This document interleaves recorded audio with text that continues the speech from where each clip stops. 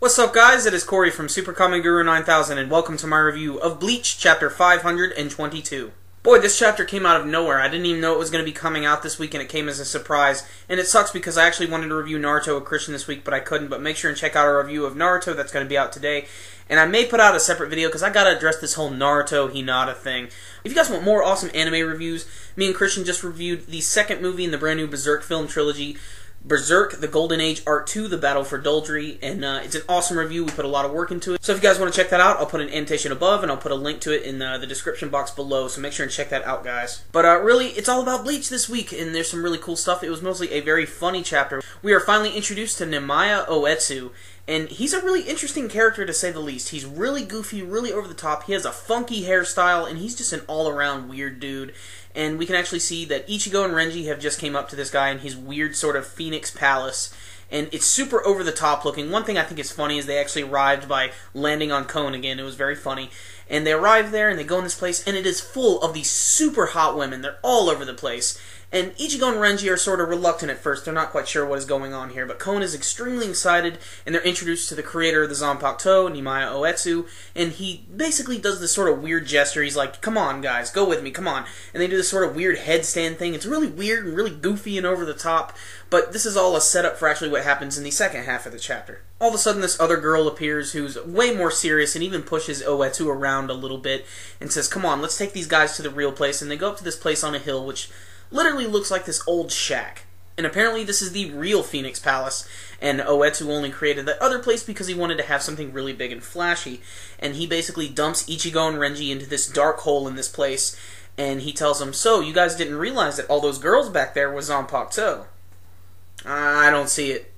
Apparently all those girls back at the Phoenix Palace were ZanpakHO's, and Ichigo couldn't tell the difference between them and a Shinigami. And he's like, haven't you realized that I'm the only Shinigami you've seen here so far? That's because you guys don't understand. You guys don't actually love your ZanpakHO's. You can't even notice that I have them right here. Oetsu takes Zangetsu and Zabimaru, slams them into each other, and literally breaks them. And he's like, oops, that sucks. I guess I'm going to have to reforge your swords. By the way, guys, you are surrounded by the evil energy of your ZanpakHO's, and they're about to fuck you up, so you better do something about that. So the whole point of this chapter is we're finally starting to learn a little bit more about the ZanpakHO's and how they work. And it's kind of strange, you know, the fact that there's this whole gaggle of girls who are extremely attractive. An attractive female in Bleach. I know, it's kind of weird, huh? I can't wait to see where this whole loving your ZanpakHO's thing goes. I mean, I'm sure that Renji and Ichigo are going to get some sort of crazy power-up for their swords. What that is remains to be seen. I can't wait to see what's going to happen when they have to fight the Dark. It's pretty obvious that this arc is sort of going through the motions of going to a brand new person in Zero Division, learning a little bit about them, and going through a training sequence. And this guy just happens to be the next stop on the list. But so far, he's been one of the craziest looking guys. He's been hilarious. You know, pretty much every member of Zero Division has had a lot of goofiness to them, but at the same time, they're badasses as well. So I can't wait to see them actually in action later on, if that does happen. I'm sure it will eventually. But this week's chapter was a laughy chapter.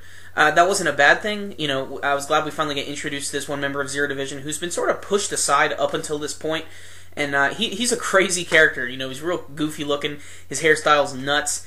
And it's funny because him and Kons get along very, very well. They gel a lot, and that makes sense because they hang out with a lot of hot babes.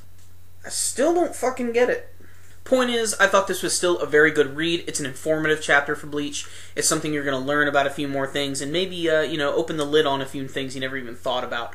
So, this was an enjoyable chapter, so I'm going to give it an 8 out of 10. But I'd give it a higher score. It's just, it seems like it dragged on just a little too bit with some of the goofy stuff at the beginning.